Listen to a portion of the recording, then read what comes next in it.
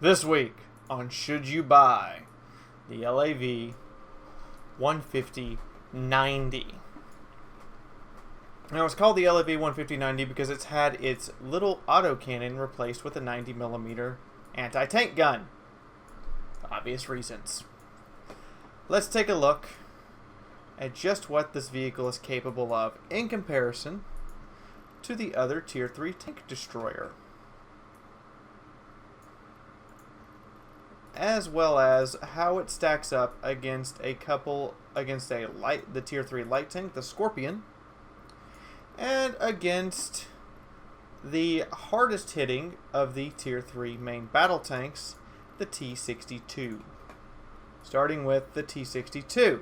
Now obviously it's not going to beat it in armor or survivability categories. It's just not going to do it. However, its shell is only 11mm less penetration than the T-62's sabot shell. That's actually really good. Its DPM is so much higher. It delivers the pain. On top of this, it is much faster than any of the main battle tanks at Tier 3. Regardless, even the Leopard 1 cannot keep up with it. And the Leopard 1, while it has the extreme end of the penetration for Tier 3, cannot keep up with its DPM rate. It has a massively better camouflage rating, and since I have installed optics, it can outspot all of the Tier 3 main battle tanks, including the Leopard.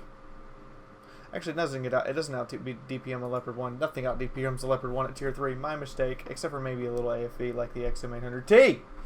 But in the meantime, we have to remember that it's also made of Cadloy steel, which gives it a huge advantage versus shaped charge. Keep that in mind. It's also got a huge advantage versus high explosive rounds. So HE might not necessarily hurt it. Fair warning, guys. Think you might want to know this. Next, its turret is rather slow. Fair warning, even against the T-62s, it's still a slower turret, but it has better gun depression, much better accuracy, and a much, much quicker aim time. Looking at it against the Scorpion, who could potentially fill the role of a tank destroyer since it just lobs HE shells at everyone and you just die. It obviously has a better penetration, and since the Scorpion's hurling HE, we need to compare it with this thing's high explosive round, which does less, significantly less. However, even though the Scorpion has the much higher damage per minute, it has a very low probability of actually penetrating, so it's oftentimes not going to achieve that damage per minute, but the Scorpion will reload first, and has better survivability because it has significantly more hit points. The armor factor here really doesn't make that big a difference in survivability between the two vehicles. The LAV-150-90 is faster at the top end, but the Scorpion will out-accelerate it. The Scorpion also has better camouflage, but over 100 meters less view range for how I have the LAV-150-90 equipped. Meaning, the Scorpion will get outspotted a lot if you go with my recommendations. Accuracy on the Scorpion isn't near that of the LAV-150-90, and the aim time is longer as well, but it does have a whippier turret. They have relatively the same gun depression, however. Now, against the Dragoon 90, the LAV-150-90 is superior in nearly every way. Wait a minute here. You are not displaying the proper ammunition for some reason. Let's take your HE off. And then bring this Dragoon back up. That's not the right tank. My bad, hold on. I'm going to fix this. I promise. We're having a little bit of hilarity as everyone's laughing at Fiaura. Dragoon. Please switch to your heat round. Wait a minute. Alright, we're back. I had to settle something. It wasn't quite upgraded. So, how does it stack up against the Dragoon 90, its direct competition? Well, let's just be honest. It really doesn't. The LAV-150-90 is a premium vehicle that is subpar compared to the Dragoon 90 in just about every facet. It has less alpha, less penetration, less damage per minute, a slightly shorter reload, less armor against the high hardness steel. It also has, although the LAV-150-90 does have significantly high side armor, 59 millimeters, which to illustrate how useful 59 millimeters of side armor is, I have a little friend. Where is my little friend? The XM800T, which against the side armor at high angles will oftentimes bounce. But it pays forward in the speed category, having a much lower top speed, if a slightly better acceleration, but not significantly so. It does have the better camouflage, and when equipped with the same commander and optics and everything, it still has the better view range. It also, the LAV-150-90 also has a better gun depression, slightly worse turret, but less accuracy and a shorter aim time. So what you get is you trade a lot of your raw firepower for an LAV-150-90 for utility. Even though it only has one retrofit slot, it still has a lot more utility, and that side armor is surprisingly resilient at 59 millimeters of side armor. To illustrate this, let's take a look at the armor profile. You can see that it comes out to 97 mil of armor on the side.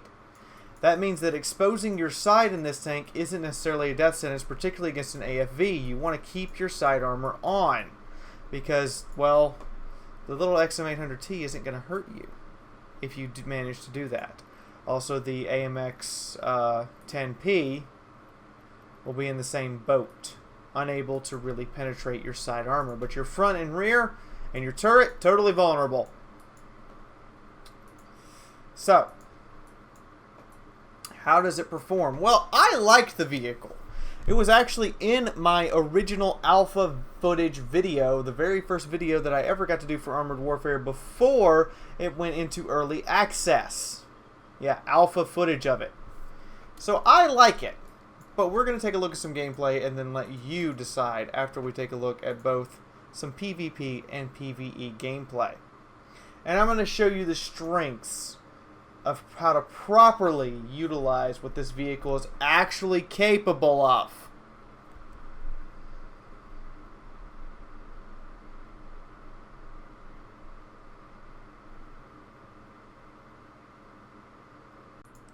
So we're here on High Wall. How's everybody doing? And we are counting in before the start of this match. As you guys can see, this looks like it's going to get interesting quickly. And of course, that Leopard 1 player is a jerk. However, Happy Teddy Bear will not, sadly, as much as he wants to push me around and be a jerk, be significantly influential in this battle. Foreshadowing of how things to come are gonna go. So I'm driving on up here, and I'm looking around for some shenaniganry. I am playing Seek and Destroy, and I emphasize the destroy part. Now, I personally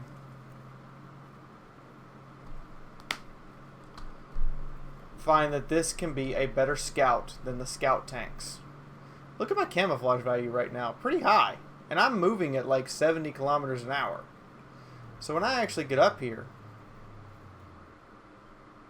look at that, it goes right on up there. I can outspot the Dragoon 90 and deliver a shell, and I get spotted for it, but I'm smart enough to pull back. Actually, no, I didn't get spotted for that one. I move up here, and then I get spotted, and I'm like, nope, throw it out. And as you can see, I'm heavily exposing my side, because the side armor in this thing is surprisingly thicker than the front. And I can penetrate the front of that T-62 all day long. Let's slow it down some for you guys on this next shell. But as you can see, I can just punch right in.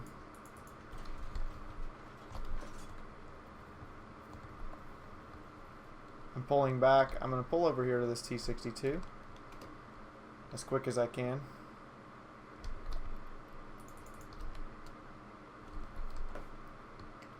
But I'm about to poke back out and deliver a shot as soon as I know that I am delit and therefore safe. Those are my shots. That's my spotting. that's doing this damage. Those are my shots raining in, and this is my spotting. And as you can see, the Dragoon is down there. I see the T-62 up here. Direct hit penetration. Every time. It's a very consistent gun. Some people recommend the firepower retrofit, and I go, no. Why not take a vision retrofit? Because you can do stuff like this. Now, I would have fired a heat shell into that Scorpion normally, but at this range, I want the shell. I want the faster shell. Because they have time to pull back if I'm using the slower shell. With the faster shell, I'm for sure getting a hit and some damage. And that Xylo is actually beyond my draw range. I can't even see him when he fires.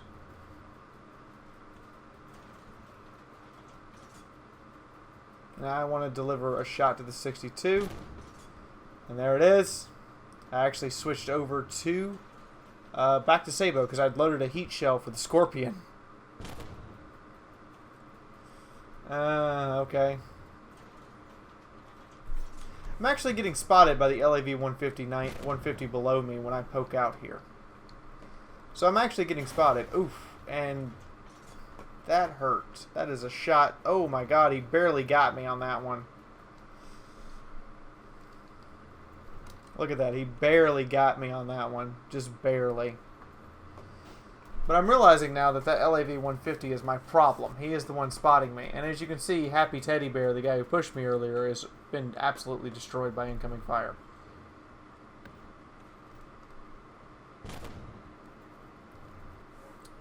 Now, that Xylo is among the people that I think are not very good at the game. He is sitting back at extreme range, not using his vision, which he has better vision than I do. He also has better camouflage than I do, but he's not using it. He's just sitting back as far as possible and hurling shells. The reason my team is still in this is because I keep poking up to spot these guys, and therefore, and I'm also just firing out shot after shot. Waiting for my chance, waiting for my chance. I see the LAV-150 go down, so I know that I'm relatively safe. I take a blind shot. And I'm just sitting here. I mean, I'm constantly just trying to make sure that my guys have stuff to shoot at.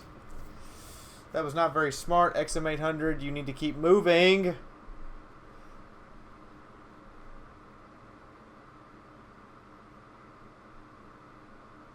Now I, however, at this point can kind of start reading the writing on the wall. I need to try to save some allies for later. These guys are really unwilling to relocate and reposition properly in order to get close enough to spot those guys. There goes Happy Teddy Bear out of the game. I'm going to go back, and I'm going to take care of this T-Series and Type 59 problem we have back here.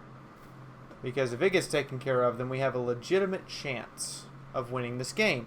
I also want to save the artillery, because to me, the artillery will be key in getting rid of that damn camping Xylo that has killed so many of my teammates because they're just driving into his line of fire instead of pulling back and going somewhere else where he can't shoot. This is not World of Tanks, guys. You are not committed anywhere. You can just go somewhere else at any time, and there's nothing anybody can really do about it. Now, recognizing I can't take a T-64 from the front, I'm going to drive around behind him. And in the meantime, our OF-40 is getting rushed by a T-62 and getting his butt kicked by said T-62 over and over again. And I'm just like, you're in an OF-40. You have a higher damage per minute, better armor, more hit points. You have all the advantages. How are you just getting massacred? Our Artie, having the self-awareness that I can only ascribe to insanity, manages to kill that T-62 over there, but they kill our OF-40.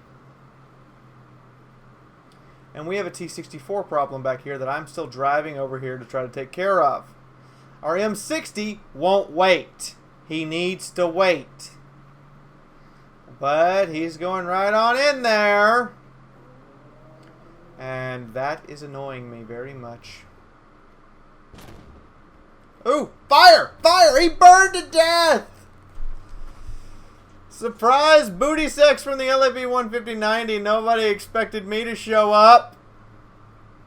They now know where I am, though. And the M60, again, isn't waiting. Gets outflanked by the Xylo, who just now got spotted. That's where he's been sitting the entire match. On that far back, firing out shells. Because people are not willing to relocate. They think they have to commit somewhere. You don't have to commit anywhere, guys. You can always say, screw this, I'm going elsewhere. Now, because our arty isn't just firing shells into the cap and trying to splash somebody for a reset, I am going to be forced to go in. I don't want to. I want to sit back and try to provide some more snipe and try to provide some long-range fire, or, you know, at least provide myself with some cover. I should have loaded heat. There's the Xylo having relocated. I need to get down. I try to get down. Xylo's still firing at me. And the Xylo... So, Obsidian, you gonna nerf the Xylo's camouflage yet? Because that's ridiculous.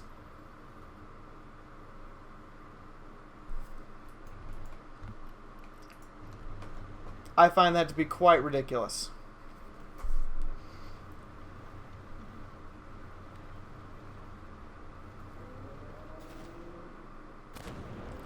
BMP-1P gets that guy, but the Xylo gets him. Now, I'm hoping our arty has some competence here. That shell actually damaged the Xylo. Not quite sure what he did to him internally, but now the artillery recognizes. And I just tell him, if you just splash the cap repeatedly, we wouldn't have had to go in like that. He starts to sit here and try to outspot the Xylo. And then he gets the, and then I tell him, no, just pull behind the rock. Xylo's going to come after you. If he gets on cap, you can just shell the cap. And he can't do anything about it. So just start looking here. He's got to come here. He's got to come up here. If you keep that rock between you and the main spotting distance. And he's either going to appear on the road immediately in front of you or down one of the roads beside you. That was what I was thinking.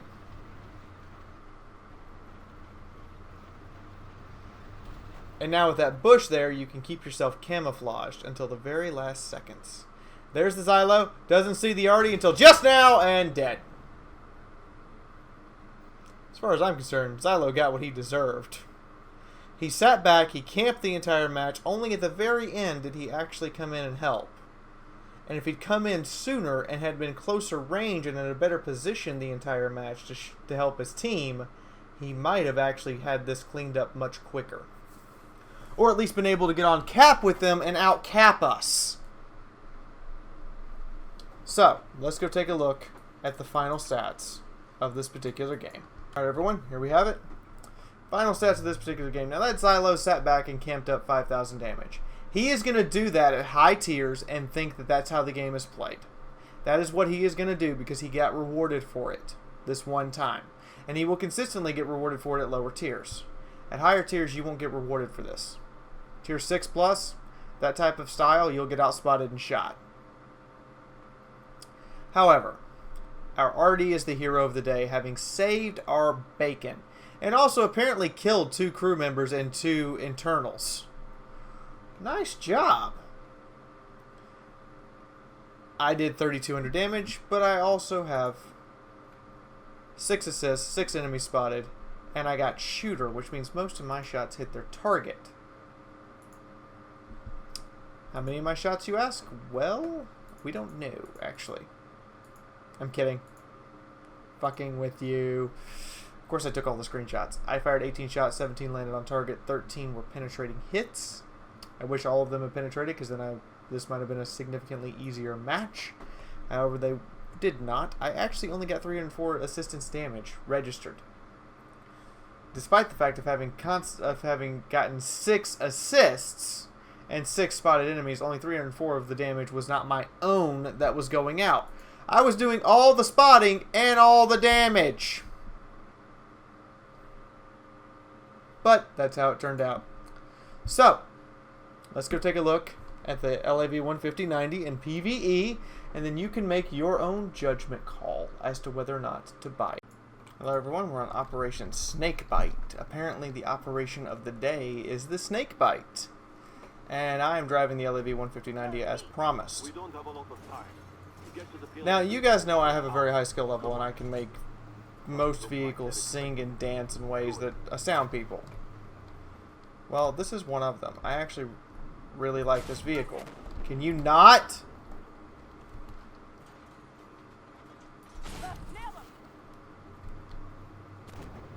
And that guy is now stuck.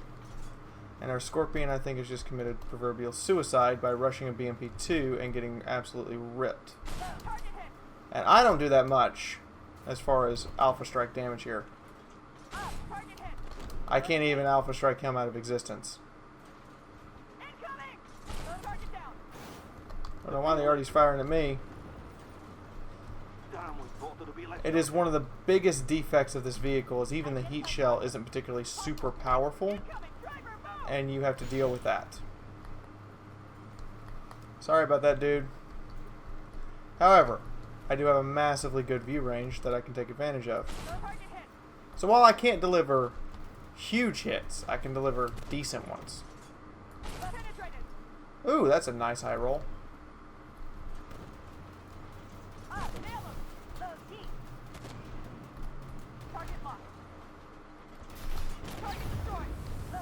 As you can see, he pinned my rear and then failed to pin my side.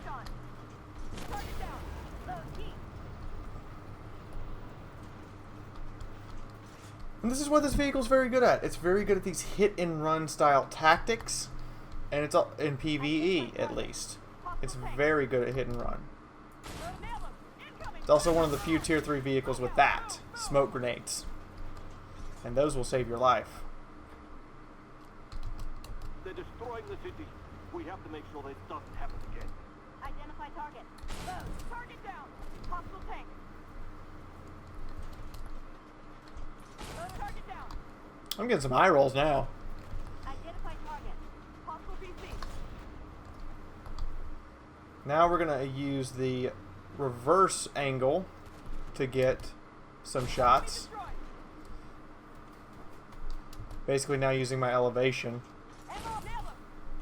while I deliver out round after round. And I'm just sitting here pumping out shells.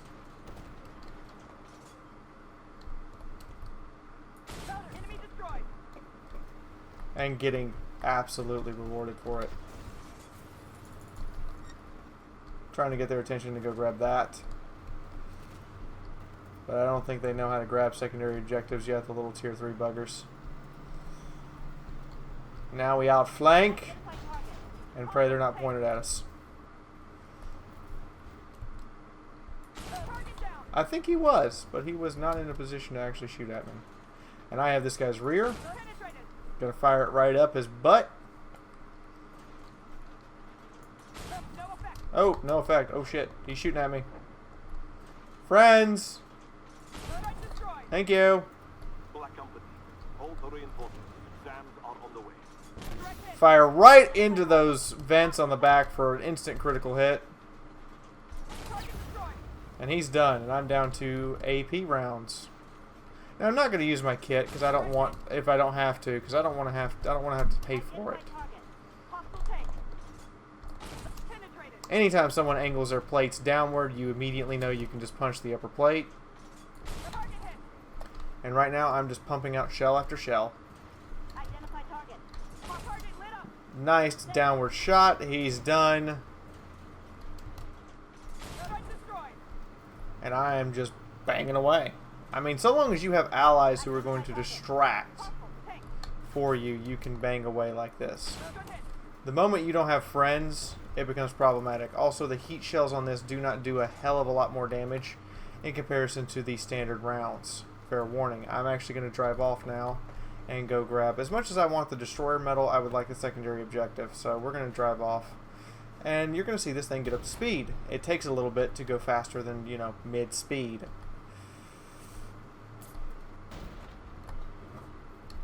Ah, shoot, I had a shot at it. Come on, move before they kill all the things. Got it. We will send someone to recover the stolen supplies. Good work. Now let's get back into the fighting. It looks like the fighting is also still going pretty hot and heavy. So I'm going to floor it right past my friend here. And go right after this BMD. Or you know what? No. Threat destroyed. Got him. We might still get the destroyer medal. Locked on. Ammo up. Loaded. Ow. Ramming. Or not. Ammo up. Apparently I don't have to. Oh, oh, oh. Got him! Destroyer medal achieved. Turning back around to deal with the Scorp. Now remember, the Scorpion can wreck you from the front, but you do have enough side armor to stop him from hitting you there. Up. Be destroyed. Loaded. Save him. Broke one of my wheels. Not that I care, because I'm a wheeled vehicle till all 4 of them are broken. I'm still moving. And we're going to deliver... Now, this is what this tank does best. It delivers a lot of harassing fire very quickly. Good work. And I like the LAV-150-90. I like the playstyle. They won't be blowing up anything. It plays a lot to me like a Fox with a cannon. I mean, that's how the gun depression feels. That's how the gun handling feels. That's how it feels. It feels like a lower tier version of the Tier 5 Fox, except for you're using a big gun instead of that little bitty 30 mil.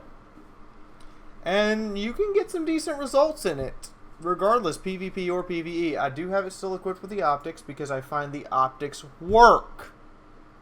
They really do work.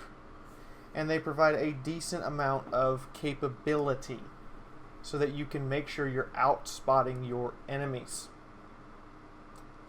But if you like this playstyle, you'll like this vehicle. If you don't like this playstyle, you won't like this vehicle.